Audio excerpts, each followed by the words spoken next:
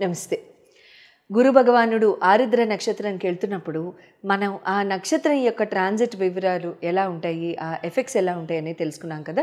అయితే ఇప్పుడు గురు భగవానుడు రేపు పొద్దున అంటే ఉదయం రేపు ఆగస్టు 13వ తారీఖు ఉదయాన్నే 5:44 ఆయన పునర్వసు నక్షత్రంలోకి ఆయన ట్రాన్సిట్ అవ్వడం జరుగుతుంది. This is an astronomical transit అండి. So it will have a great influence on the entire world politics, తర్వాత వరల్డ్లో పీపుల్ మీద, పీపుల్ లైఫ్స్ మీద, బిజినెస్ కండక్ట్ చేసే విధి విధానాల మీద, రకరకాల అంశాల మీద, ముఖ్యంగా ఎడ్యుకేషన్ సంస్థల మీద, ఎడ్యుకేషన్ విధి విధానాల మీద, స్ట్రాటజీ మీద, సిస్టమ్ మీద, ఇటు ప్రిన్సిపల్స్ మీద చాలా చాలా ప్రొఫౌండ్ ఇన్ఫ్లుయెన్స్ అనేది రేపు ఉదయం నుంచి వరల్డ్ మొత్తం చూస్తుంది. అయితే it's a very beautiful transit. Guru భగవానుడు ఆరుద్ర నక్షత్రం మీద ఉన్నప్పుడు జూన్ 14 నుంచి ఆల్మోస్ట్ రేపు ఆగస్టు 13వ తారీఖు పొద్దున్న 5:44 వరకు ఉన్నారని చెప్పుకున్నాం కదా. అయితే ఈ పర్టిక్యులర్ ట్రాన్సిట్ మాత్రం వరల్డ్కి అంత ఫేవరబుల్ ట్రాన్సిట్ అయితే కాదు. వరల్డ్కే కాదు, మానవాళికి కూడా, హ్యూమన్ కైండ్కి కూడా, ఎవ్వరికి కూడా, ఏ జీవికి కూడా అంత పెద్ద కలిసి వచ్చే టైం అయితే ఇది కాదు. ఇక్కడే మనం రకరకాల అంశాలు విన్నాము, రకరకాల భయాలకి హ్యూమన్ కైండ్ లోన్ అవ్వడము. ఎగ్జాంపుల్స్లోకి వెళ్ళొద్దులేండి, because I don't like speaking about negativity. So అటువంటి వాటి మీద ఫోర్స్ ఎక్కువ ఉండడం, ప్రెషర్ ఎక్కువ ఉండడం. ముఖ్యంగా రాహు నక్షత్రాలు ఎవరైతే ఉన్నారో మీరందరూ కూడా కమెంట్స్లో నాకు తెలియచేయండి. I'll not be excited to read, but I'll definitely saying that cases నాకు తెలుస్తాయి. ముఖ్యంగా ఆరుద్ర, శతవిష అండ్ స్వాతి నక్షత్ర వీళ్ళ ముగ్గురికి కూడా ఎట్లా ఉండింది ఈ 2 months అనేది మీరు చక్కగా తెలియచేయచ్చు. అంటే ఎట్లా ఉంటుంది అంటే బాగా సప్రెషన్కి గురవడం కూడా, లేకపోతే లైఫ్ని పెద్దగా ఎంజాయ్ చేయలేకపోవడం, నిదానంగా వైరాగ్యం కూడిన జీవితంలాగా ఉండడం. అంటే అంటారు కదా, వదిలేండి ఇంకా ఆ సామెత ఎందుకు కానీ, బట్ ఏదో ముభావంగా కాస్త సైలెంట్గా ఉండడం లాంటివి జరిగి ఉంటాయి. అండ్ రిలేషన్షిప్స్ కానివ్వండి, ఫ్రెండ్స్ కానివ్వండి, ఆల్రెడీ మ్యారీడ్ ఉన్న వాళ్ళైతే స్పౌసెస్తో కానివ్వండి, రిలేషన్స్ అయితే ఖచ్చితంగా కాస్త స్ట్రెయిన్ అయ్యి ఉండొచ్చు. మరీ ఇంకా ఆఫ్కోర్స్ మళ్ళీ జాతక ప్రభావాలు కూడా, మళ్ళీ దశల్లో కూడా ఎక్కడా కూడా గురువు కానీ రాహు కానీ ఉంటే ఇంకొంచెం తీవ్రత ఎక్కువ అయి ఉండొచ్చు. అటువంటివి దశలు కనుక లేకపోయి ఉండొచ్చు, సంతోషం. అప్పుడు పెద్దగా ఎఫెక్ట్ కూడా ఉండకపోవచ్చు. ఇప్పుడు గురు భగవానుడు పునర్వసు నక్షత్రం మీదకి వస్తున్నప్పుడు యావత్ ప్రపంచానికి కూడా, including the human kind, systems, government, organisations అన్నిటికీ కూడా ఎలా ఉంటుందంటే ఒక రకమైన అడ్జస్టబుల్ మెంటాలిటీతో, బ్రాడ్ మైండెడ్ ఆలోచనతో, అంటారు కదా thinking out of the box స్పెక్ట్రమ్తో, లేకపోతే చాలా అంటే ముందు చూపుతో, లాంగ్ టర్మ్ విజన్ తో ఆలోచించి నిర్ణయాలు తీసుకోవడం లాంటివి జరుగుతూ ఉంటుంది. It's a good phase. Guru సొంత నక్షత్రం మీదకి రావడం ప్లస్ పునర్వసు అంటే పునవాసు, మళ్ళీ return of brightness, return of rejuvenation, return of upheaval, return of enlightenment, return of enjoyment. Punarvasu మళ్ళీ వాసం చేయడం, ఆ return of all the good beginnings, return of all the good things, return of everything, return of rejuvenation, return of renovation, return of everything in the world. So అటువంటివన్నీ కూడా ఇక్కడ మనం జరగడం అనేది చూస్తూ ఉంటాం, ఇండివిజువల్ మ్యాన్ కైండ్తో సహా. ఇంకా ఎవరైనా సరే జన్మ నక్షత్రాలు, గురు నక్షత్రాలు ఉన్నవాళ్ళైతే, లైక్ పునర్వసు కానివ్వండి, విశ్వాఖ కానివ్వండి, లేకపోతే పూర్వభాద్ర నక్షత్రం కానివ్వండి, ఇటువంటి వాళ్ళందరికీ కూడా ఇంకా చాలా బాగుంటుంది. అండ్ చక్కగా అంటే మళ్ళీ గురుగారు మీ చాట్లో ఎలా ప్లేస్ అయి ఉన్నారు కూడా మ్యాటర్ అవుతుందిలేండి, అది వేరే విషయం. సో ఈ నక్షత్రం యొక్క అండ్ ప్రస్తుతానికి చెప్పుకోవాల్సిన ఒక ఇంపార్టెంట్ పాయింట్ ఏంటంటే, గురు భగవానుడు ప్రస్తుతానికి he is moving in an accelerated motion. అంటే ఆస్ట్రోనామికల్గా కనుక చూసినట్లయితే, ఆస్ట్రానామికల్ స్పేస్ కనుక చూసినట్టయితే గురు భగవానుడు ఈ పర్టిక్యులర్ 7 years కూడా చాలా ఫాస్ట్ మూవ్మెంట్తో వెళ్తున్నారు. జనరల్గా గురు భగవానుడు ప్రతి రాశిని సంవత్సరం పాటు కవర్ చేస్తారు. అటువంటిది ఈ 7 years మాత్రం ఆయన చాలా యాక్సలరేటెడ్ మోషన్తో అతిగమన మోషన్తో ఆయన వెళ్ళడం జరుగుతుంది. అతిగమన మోషన్ అంటే ఏంటి? ప్రతి రాశి అందు కూడా 1 ఇయర్లో వెళ్ళే గురు భగవానుడు 5-6 మంత్స్లో కవర్ చేసేసుకుంటూ నెక్స్ట్ రాశిని కూడా కవర్ చేసుకుని మళ్ళీ రెట్రోగేడ్లోకి వెళ్ళి మళ్ళీ ముందుకు వెళ్ళడం జరుగుతుంది. అందుకనే ఈ సంవత్సరం 2025లో అక్టోబర్ 12-18 ఆ ప్రాంతాల్లో ఆయన మళ్ళీ కర్కాటకంకి వెళ్ళడం కూడా జరుగుతుంది. మొన్ననే కదా వచ్చారు మిథునంలోకి, మే 15న చెప్పుకున్నాం కదా మనం అంతా. మళ్ళీ అక్టోబర్లో కూడా కర్కాటక రాశికి వెళ్ళడం, మళ్ళీ డిసెంబర్లో మళ్ళీ ఆయన రెట్రో అవ్వడం, ఫిబ్రవరి మార్చిలో మళ్ళీ ముందుకు వెళ్ళడం లాంటివి జరుగుతున్నాయి. అఫ్కోర్స్ అక్కడ ముందుకు వెళ్ళడం నేను ఇంకా డేట్ చూడలేదు, so I might be wrong also, I might be slightly incorrect with the next years date. So ఇటువంటి ఆస్పెక్ట్లో ఇక్కడ ఏమవుతుందంటే ఎఫెక్ట్స్, బెనిఫిట్స్, ఆస్పీషియస్నెస్ ఇవన్నీ కూడా చాలా ఫాస్ట్గా ఉంటాయి. అయితే ఈ అంటే ఇంకేదైనా జాగ్రత్తలు తీసేసుకోవాలా అనేసి మీ మనసులు అక్కడ జంప్ అయిపోతున్నాయని తెలుసు.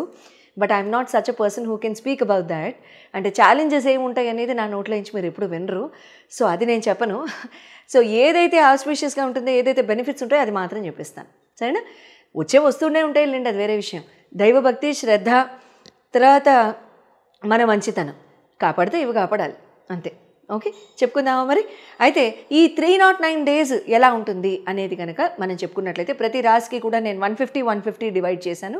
సో 150 days, ఫస్ట్ 150 ఎలా ఉంటుంది, సెకండ్ 150 ఎలా ఉంటుంది అనేది నేను మీకు చెప్తాను. But at the same time each రాశి, ఎవ్రీ రాశి వాళ్ళు మీ రాశిని బట్టి ఏ రకంగా కొంచెం జాగ్రత్త తీసుకోవాలి అనేది, అంటే ఏం చేస్తే ఇంకొంచెం బెటర్ ఆఫ్గా ఉంటుంది, అంటే కేక్ తిన్నట్టుగా ఉంటుంది ప్రతిరోజు అనేది చెప్పుకుందాం, సరేనా?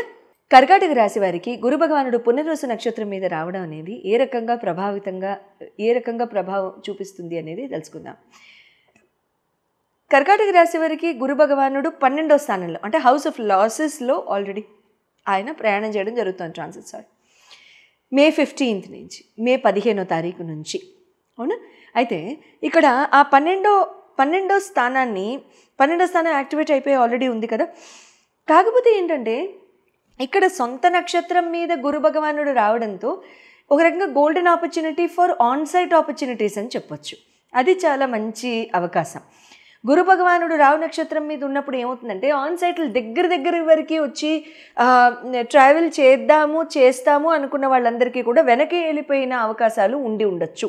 అటువంటి వాళ్ళు ఎవరైనా ఉంటే కమెంట్స్లో రాసి చెప్పక్కర్లేదు, ఇబ్బంది లేదు, ఎందుకంటే అది బాధాకరమైన విషయం కదా, వెనక్కి వెళ్ళిపోతే అది నేను తెలుసుకుని ఏం చేస్తాను.